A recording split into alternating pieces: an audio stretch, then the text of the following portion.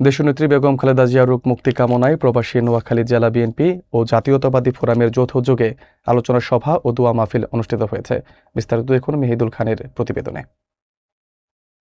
প্রবাসী নোয়াখালী জেলা বিএনপির প্রধান উপদেষ্টা জাহাঙ্গীর আলমের সভাপতিত্বে মোহাম্মদ ওমর ফারুক ও মিজানুর রহমানের যৌথ সঞ্চালনায় প্রধান অতিথি হিসেবে উপস্থিত ছিলেন নোয়াখালী জেলা বিএনপির আহ্বায়ক মাহবুব আলমগীর আলো। বিশেষ অতিথি হিসেবে উপস্থিত ছিলেন সৌদি আরব বিএনপির সাবেক সাধারণ সম্পাদক সাংবাদিক ফারুক আহমেদ চান, জাফর আহমেদ, আলমগীর কবির, মিজানুর রহমান চেয়ারম্যান, মাসুদ রানা, আনোয়ার হোসেন সহ বিপুল সংখ্যক প্রবাসী নেতাকর্মী। প্রধান অতিথি বাংলাদেশের রাজনীতিতে বেগম খালেদা জিয়ার অপরিসীম ত্যাগের কথা উল্লেখ করে বেগম খালেদা জিয়ার রোগ মুক্তি কামনায় সকলের কাছে দোয়ার আবেদন করেন।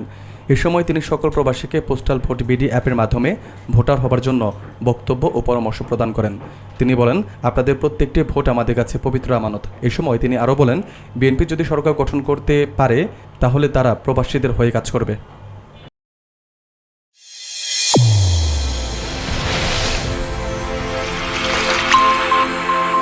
চ্যানেল A1 হৃদয়ের স্পন্দন।